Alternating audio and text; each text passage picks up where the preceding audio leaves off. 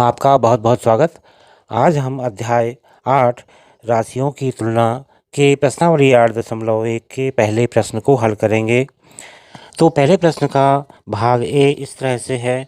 एक साइकिल की 15 किलोमीटर प्रति घंटा की गति का स्कूटर की 30 किलोमीटर प्रति घंटा की गति से हमें तुलना करनी है। आइए हल करते हैं। प्रश्न में एक साइकिल की 15 किलोमीटर प्रति घंटा की गति का स्कूटर की 30 किमी प्रति घंटा की गति से तुलना करनी है। तो यहाँ तुलना से पहले एक बात का ध्यान हम रखेंगे कि गति का से पहले जो स्पीड दी गई है या जो गति दी गई है उसे हमने अंश में रखना है और का के बाद की दी गई गति को हमने हर में रखना है। इस तरह से हल करते हैं। साइकिल की गति बटा स्कूटर की गति। साइकिल की गति जो कि कार से पहले है को हमने अंश में लिख लिया है और स्कूटर की गति जो कि कार के बाद हमें दी गई है हमने हर में लिख लिया है। अब साइकिल की गति 15 किमी प्रति घंटा दी गई है तो हमने लिख दिया है 15 किमी प्रति घंटा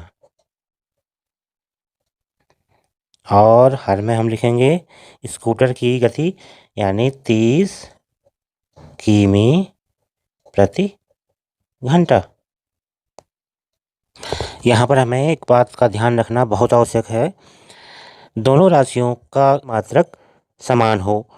जैसे अंश में 15 किमी प्रति घंटा मात्रक किमी प्रति घंटा है और हर में भी मात्रक किमी प्रति घंटा है यानी मात्रक समान है।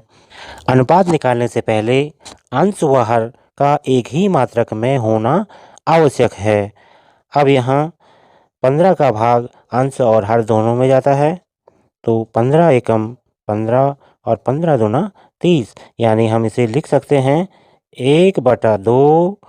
अब यहाँ 1/2 तो भिन्न के रूप में है और हमें अनुपात बताना है तो हम अनुपात को इस तरह से लिखेंगे। साइकिल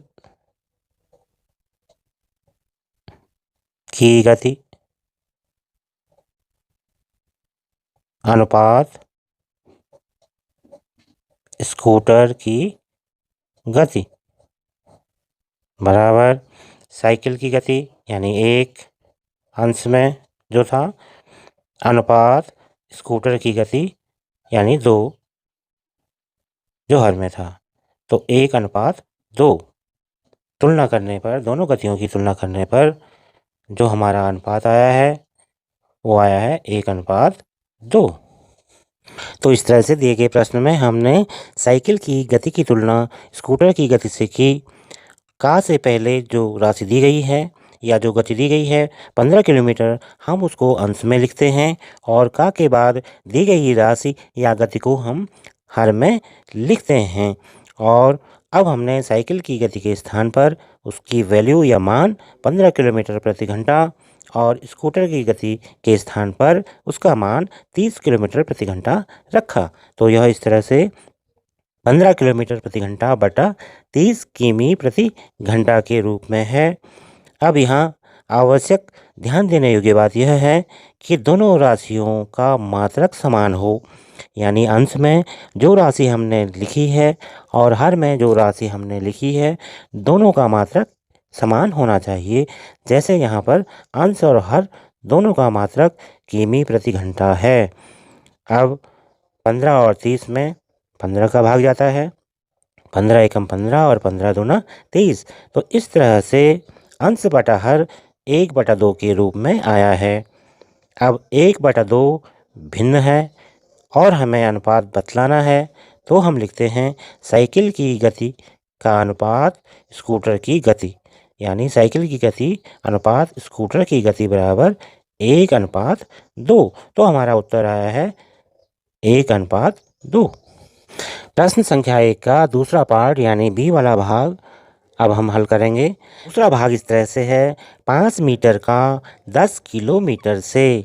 तो यहाँ भी का से पहले राशि दी गई है वो है 5 मीटर, इसे हमें अंश में लिख लेना है और का के बाद दी गई राशि को हमने हर में लिखना है।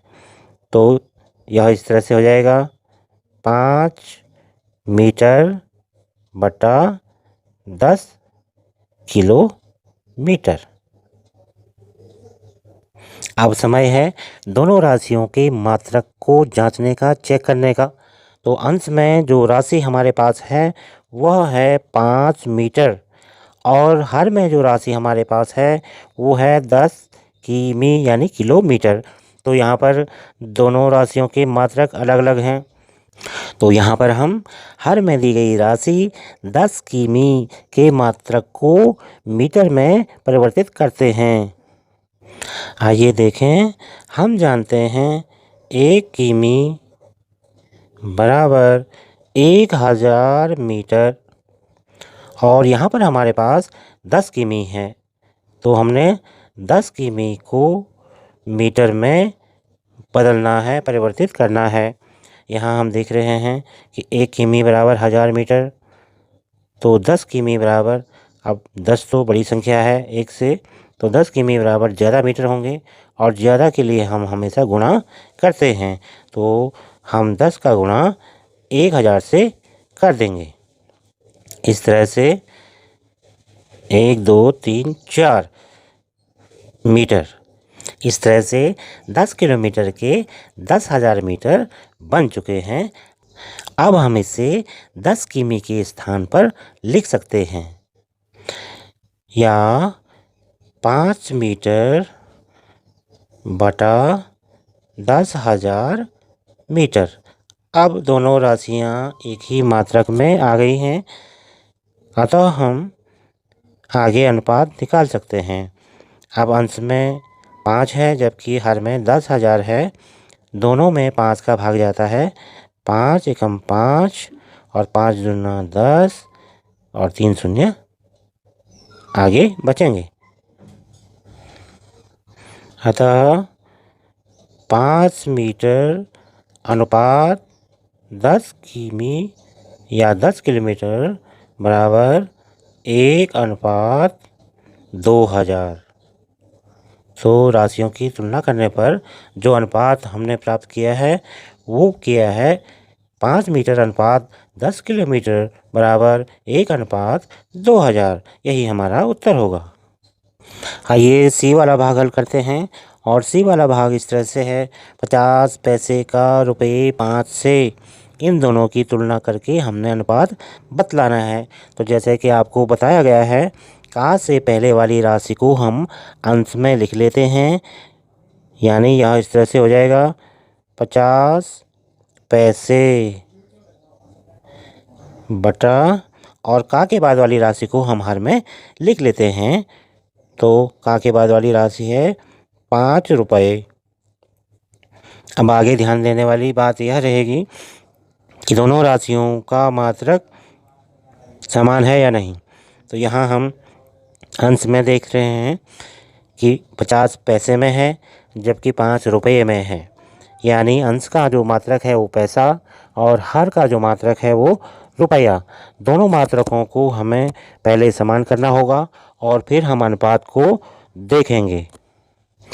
तो यहाँ हम हर वाली राशि के मात्रक रुपये को पैसे में बदलते हैं। आपको जानकारी होगी कि 1 रुपया बराबर 100 पैसे, और यहाँ हमारे पास 5 रुपये हैं। जब 1 रुपये में 100 पैसे हैं तो 5 रुपये में ज़्यादा पैसे होंगे। ज़्यादा के लिए हम हमेशा गुणा करते हैं, तो 5 का गुणा हम 100 से करेंगे जो 500 पैसे के रूप में मिलेगा। अब हम 5 रुपये के स्थान पर 500 पैसे लिख सकते हैं, अतः 50 पैसे बटा 500 पैसे। अंश और हर में एक एक शून्य को काट देते हैं और 5 का भाग दे देते हैं। 5 एकम 5, 5 एकम 5 और शून्य का शून्य। इस तरह से अंश में बचा है 1 और हर में बचा है 10। तो ये भिन्न जो प्राप्त हुई ये हुई 1/10 के रूप में। अब हमने इस भिन्न को अनुपात के रूप में लिखना है, तो हम लिखेंगे 50 पैसे अनुपात रुपया 5 बराबर 1/10। दोनों राशियों की तुलना करने पर जो अनुपात हमें प्राप्त हुआ है वो हुआ है 1/10 का। इस तरह से हमने पहले प्रश्न के तीनों भाग ए, बी और सी को हल कर लिया है।